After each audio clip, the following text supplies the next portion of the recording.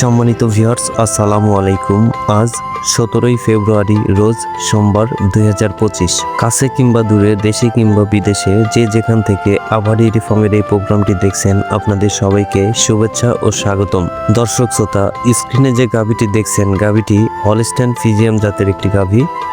2 দাঁত, প্রথমবারের মতো বাচ্চা প্রসব করবে। 8 মাস 20 দিনের মতো প্রেগনেন্ট। 15 থেকে 20 দিনের মধ্যে গাভীটি ডেলিভারি হবে।